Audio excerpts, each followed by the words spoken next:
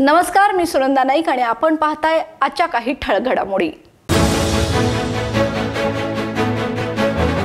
कागल पंचतारांकित औद्योगिक वसाहतीमधील सिल्वर झोन परिसरातील HT इंडस्ट्रीज या टायर प्रक्रिया कंपनीला गुरुवारी मध्यरात्री आग लागली।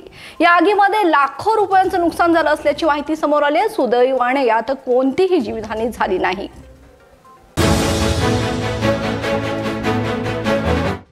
CPR रुग्णालयात नोकरी लावण्याच्या आमिषाने जिल्हाधिकाऱ्यांचा आणि CPR अधिष्ठाता यांच्या नावाचा बनावट सही शिक्का वापरून खोटी नियुक्तपत्रे देऊन दोघांची फसवणूक केल्याप्रकरणी राधानगरी तालुक्यातील कसबा वाळवा इथला नितीन अशोक कांबळे व शेळेवाडी इथल्या गणेश एकनाथ कांबळे यांना लक्ष्मणपुरी पोलिसांनी अटक करून त्यांच्यावर फसवणुकीचा गुन्हा दाखल केलाय।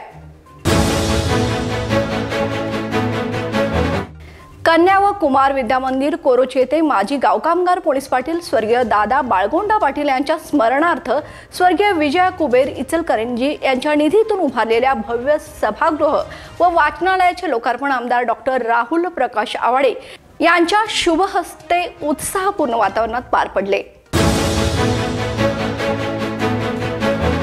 कोल्हापुरातील जाधववाडी परिसरात एका घरावर छापा टाकत गांजा साठा करणाऱ्या एकाला स्थानिक गुन्हे शाखेच्या पोलिसांनी अटक केली। अजय राजेंद्र एडगे असं त्याचं नाव असून पोलिसांनी त्याच्याकडून सुमारे 60,000 रुपये किमतीचा 2.5 किलो गांजा जप्त केलाय।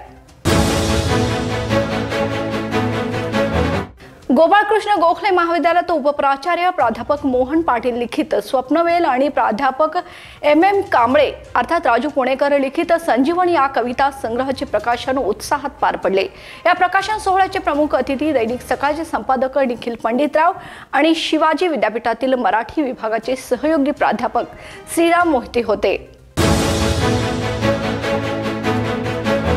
मौनी महाराजांच्या आध्यात्मिक परंपरेचा उजाळा देणारी ज्ञानज्योत आज पाटगावमध्ये प्रज्वलित करण्यात आली। दरवर्षीप्रमाणे मौनी विद्यापीठाचा अध्यक्ष या नात्याने आमदार सतेज पाटील यांच्या हस्ते या परंपरेची सुरुवात करण्यात आली। गांधीनगरातील सिंधू एज्युकेशन सोसायटी संचलित गांधीनगर हायस्कूलने सुवर्ण महोत्सवी वर्षात पदार्पण केलं। या निमित्ताने सोसायटीच्या वतीने गेल्या 50 वर्षातील माजी विद्यार्थ्यांचा स्नेह मेळावा आयोजित करण्यात आलाय। यावेळी आपल्या संस्कार आणि देशभक्तीने नवे आदर्श निर्माण करत आहे असे आमदार अमल महाडिक यांनी वक्तव्य केलं।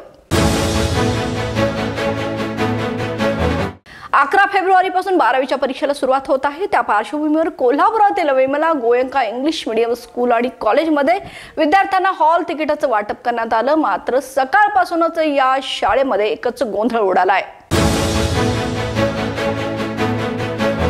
दिवंगत रतन टाटा यांच्या मृत्यूपत्रात मोठा खुलासा झालाय। त्यांनी 500 कोटी रुपयांचा 1/3 वाटा मोहिनी मोहन दत्ता यांना दिलाय। दत्ता जमशेदपूरमध्ये राहतात आणि ट्रॅव्हल उद्योगात कार्यरत आहेत। त्यांच्या कुटुंबाचा टाटा समूहाशी वर्षानुवर्षाचा संबंध होता। तसेच टाटा यांनी मोठा वाटा विविध ट्रस्ट व संस्थांना दान केलाय। त्यांच्या संपत्तीचे अंतिम वाटप कायदेशीर प्रक्रिया पूर्ण झाल्यावरच होणार आहे। बॉलिवूडचे महानायक अमिताभ बच्चन सोशल मीडियावर सक्रिय असून त्यांच्या पोस्ट नेहमी चाहत्यांचं लक्ष वेधून घेतात। मात्र शुक्रवारी रात्री 7 फेब्रुवारी रोजी 8:34 त्यांनी आता जाण्याची वेळ झाली अशी पोस्ट X अर्थात ट्विटरवर केली आहे। त्यामुळे आता चाहत्यांमध्ये नाराजी पसरली आहे। या आणि अशाच ताज्या अपडेट्ससाठी पाहत रहा तारा न्यूज। धन्यवाद।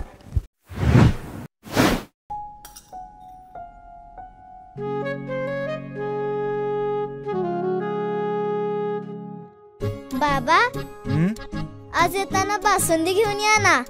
अगं कालच आपण आईचा वाढदिवस होता म्हणून आणली होती ना। ऐकलं, गोकुळची बासुंदी पुन्हा खावीशी वाटतेय। खरं सांगू, मलाही खावीशी वाटतेय। पुन्हा पुन्हा खावीशी वाटणारी गोकुळ बासुंदी।